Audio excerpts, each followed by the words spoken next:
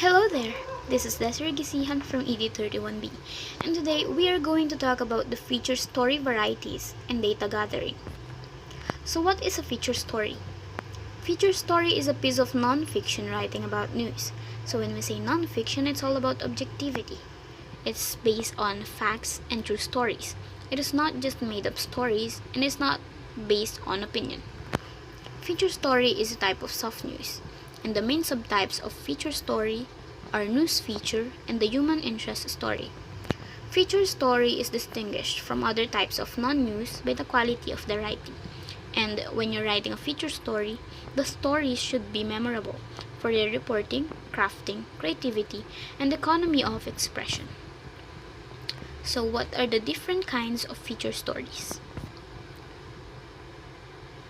First is the human interest. Human interest involves persons rather than things. Example, students who win an award or who do something significant, such as scoring 1,600 on SAT or qualifying for Olympic Games. Another example is retiring teacher. Second, interviews. Interviews usually done with prominent persons. It can be either an informational or a personal profile feature. Informational interviews deal with an authority whose opinions on certain subjects, facts about things, or a comparison are of significant value. Personality interviews are interesting because of the individual rather than the subject matter. Third is the informational features. Informational features of historical, social, practical interest. The basic purpose of it is not to entertain but to inform. Example is the history of a certain school. How to do it features such as how to buy a good stereo or what to do if you're arrested or in an accident. Fourth, personality sketch. Personality sketch develops a total picture of a person. It gets facts from the person himself. It attempts to reveal personality through anecdotes.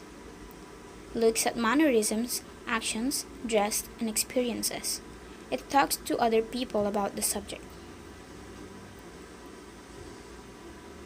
If you're writing about a person, here are some facts readers will want to know. Name, personality, background, physical appearance, environment, hobbies, his influence on others, anecdotes or observation. Fifth, featurettes. Featurettes are what we used to call brights. It is also called mini features. It is clever, attention-getting, beginning with events told in chronological order. Conclusion, often a surprise, told quickly. Turning our attention now to data gathering. Data collection is the process of gathering and measuring information on variables of interest in an established systematic fashion that enables one to answer stated research questions, test hypotheses, and evaluate outcomes. The data collection component of research is common to all fields of study, including physical and social sciences, humanities, business, and etc. While methods vary by discipline, the emphasis on ensuring accurate and honest collection remains the same. The importance of ensuring accurate and appropriate data collection. Regardless of the field of study or preference for defining data, quantitative or qualitative, accurate data collection is essential to maintaining the integrity of research. Both the selection of appropriate data collection instruments, existing, modified, or newly developed, and clearly delineated instructions for their correct use reduce the likelihood of errors occurring. Consequences from improperly collected data include inability to answer research questions accurately, inability to repeat and validate the study, distorted findings resulting in wasted resources, misleading other researchers to pursue fruitless avenues of investigation, compromising decisions for public policy, causing harm to human participants and animal subjects. Issues related to maintaining integrity of data collection. The primary rationale for preserving data integrity is to support the detection of errors in the data collection process, whether they are made intentionally, deliberate falsifications, or not, systematic or random errors. Two approaches that can preserve data integrity and ensure the scientific validity of study results. Quality assurance, activities that take place before data collection begins. Quality control, activities that take place during and after data collection.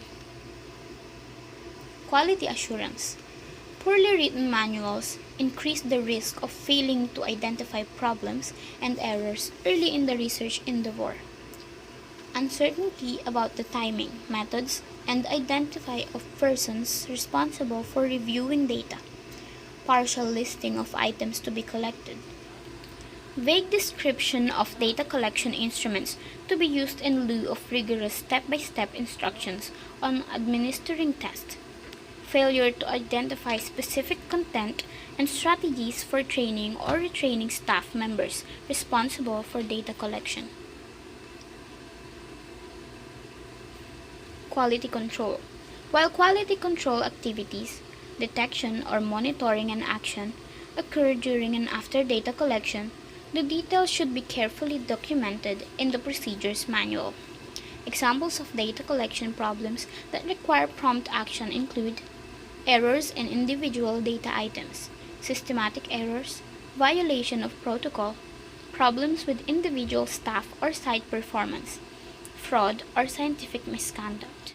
And that ends my report. So I'd like to thank you for taking time out to listen to my presentation. God bless, keep safe, and please always be healthy.